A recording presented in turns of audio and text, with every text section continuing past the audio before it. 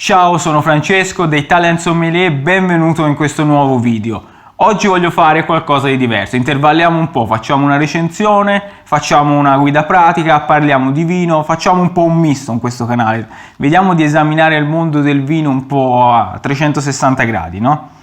Oggi, dopo il primo video del canale, che è stato quello come si apre una bottiglia di vino, ringrazio tutti perché ha avuto veramente tante visualizzazioni, non me l'aspettavo. Andiamo a vedere come si apre una bottiglia di vino frizzante. Può essere uno spumante, può essere un Franciacorta, può essere uno champagne, può essere quello che vi pare. Basta che abbia le bolle e quel famoso tappo a fungo, ok? Quello con la gabbietta, per farsi capire. Quello che si apre quando si fa una festa, quello che si apre quando è il momento del dolce, quello che si fa nel momento dell'aperitivo. Ora, l'apertura è diversa rispetto ovviamente al vino fermo, ci vuole un po' più di accortezza. Andiamo a vedere insieme, passaggi semplici, è una bischerata come si dice qua in Toscana, anche aprire una bottiglia con la bollicina, però va fatto bene, va fatto nel modo più professionale e perlomeno più sicuro possibile. Perché sicuro? Perché all'interno della bottiglia, essendoci la bollicina, c'è anche della pressione e ci avete mai fatto caso? Quante volte è successo? Uno apre il tappo, pop, e questo schizza, se va bene picchia nel soffitto, se va male picchia in faccia a qualcuno e lì la festa si potrebbe rovinare.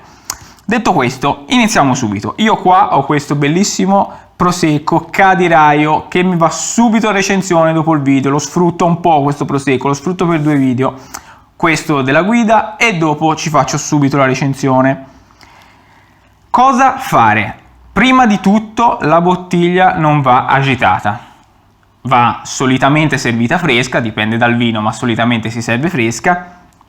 Quando la prendi dal frigo, dalla cella, da dove la stai tenendo, non prenderla e boom boom boom boom boom gli fai fare la lavatrice, no, questo deve stare il più fermo possibile, quindi anche se lavori per dire in un ristorante, prendi la bottiglia ma la tieni il più verticale possibile senza troppe oscillazioni, perché altrimenti rischi poi che ti esploda tutto, che fuoriesca il liquido. Ora, io mi auguro con tutto il cuore che questa bottiglia non faccia quello che ho appena descritto, perché mi è arrivata stamattina col corriere, che posso immaginare come me l'ha trattata, e poi l'ho messa tranquilla, serena, in frigo a raffreddarsi, perché dopo me la degusto.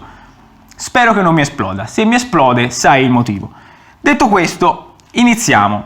Come puoi vedere, mi avvicino qua all'inquadratura, spero che sia a fuoco. C'è questa parte qua sotto la gabbietta che è quella dove noi andiamo a incidere. Non me ne vogliano i professionisti, io uso termini molto semplici. Solitamente queste bottiglie hanno una linguetta sotto il collo della bottiglia. Ora io qua non la vedo, tu metti il vino sempre rivolto verso il cliente, verso i tuoi amici alla tua festa.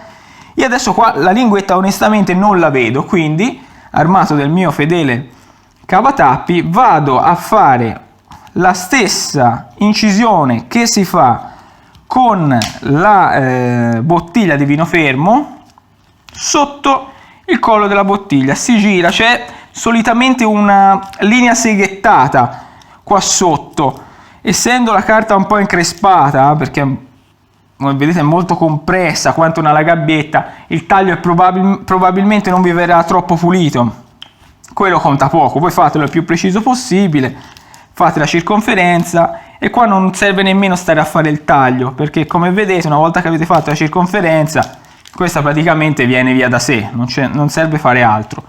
Questo è il passaggio più importante. Dentro c'è la pressione.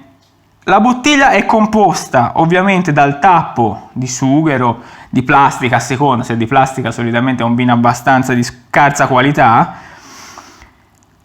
e la gabbietta metallica.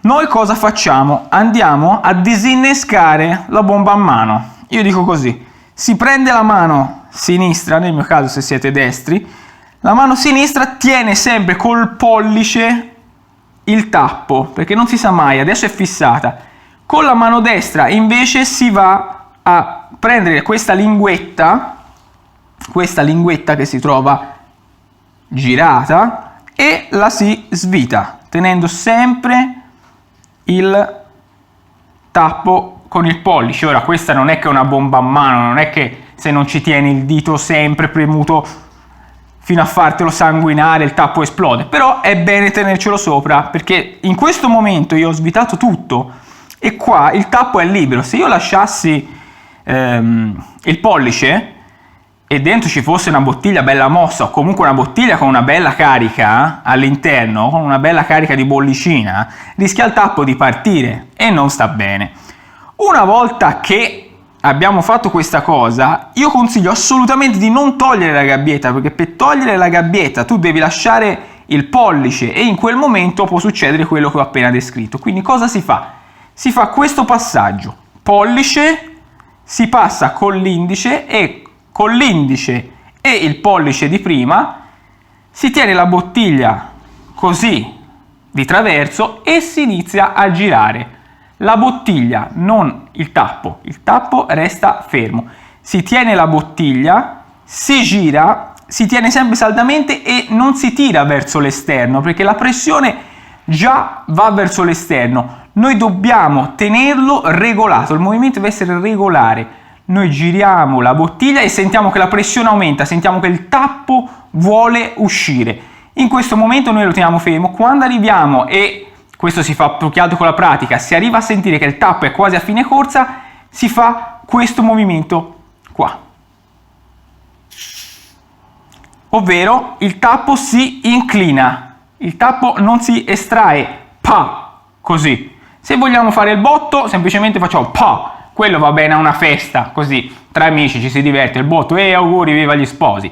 Se la volete aprire in un modo un po' più professionale, quando arrivate a questo punto, inclinate un po' il tappo si inclina in questo modo, fate finta che sia ancora dentro. Quando arrivate quasi a fine corsa, il tappo, si inclina, fate entrare un po' d'aria sotto, in questo modo fa quel suono che ha fatto prima, quel pss. Quando fa il pss, siete sicuri di aver aperto per bene la bottiglia. Fortunatamente non è esplosa, quindi mi posso ritenere fortunato. Anche qua si sente se c'è un difetto nel tappo, che in questo caso fortunatamente non c'è, e si può andare a servire il vino. Ora io qua non mi sono nemmeno preparato il tovagliolo, sono stato un asino, però questo si fa tutto con il tovagliolo di servizio, ok? Si serve e guardate qua che bollicina, questo mi va subito in degustazione, subito istantaneo, un prosecco con questo caldo così bello freschino, guardate che bolla, guardate che bolla. Questo è alla vostra. Quindi per questo breve video è tutto.